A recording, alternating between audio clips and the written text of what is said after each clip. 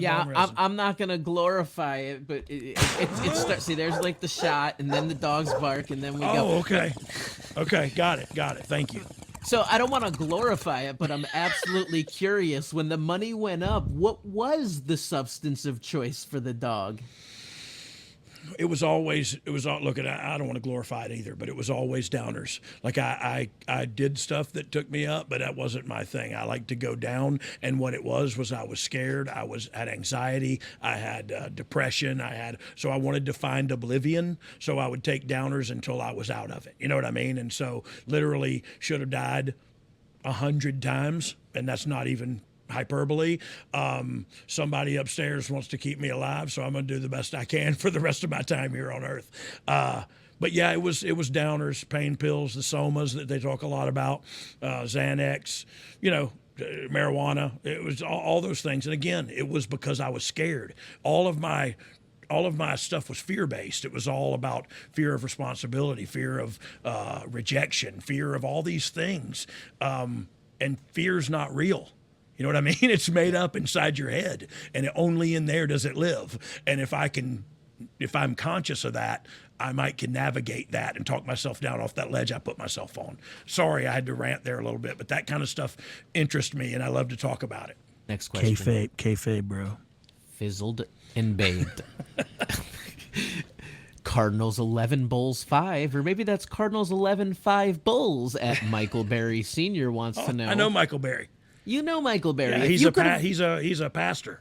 That's it. Past- we brought up a pastor? question Yeah. of his on the show in the past. Yeah. He's one of our favorite longtime listeners, first-time callers. Yep, I love him. If you could have swapped characters with anyone at the period of time at the WWF, who would it have been, and why would it have been Charles Wright? Hashtag Papa Shango. So yeah, it definitely would have been him, and the reason being at the time is because he smokes a ton of weed. But then I'd rather really not be. I don't do that anymore, guys. I was young. Watching him take his hits with his dab rigs yes, right now. You know what? He was a veteran. He was a veteran, and I looked up to that. I respected him. No, I really wanted to be him when he was the Godfather, for reasons that don't need to be talked about here. Anything goes when it comes. Okay. Tyler Ball. Wait. Look at this transmission from the Godfather to Tyler Ballman. Oh, I love it. At T-Ball615 says, as the roadie.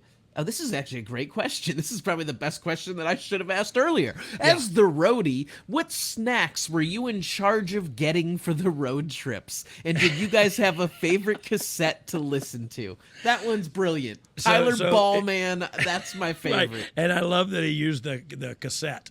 I think we were doing CDs by then, but I'm not sure.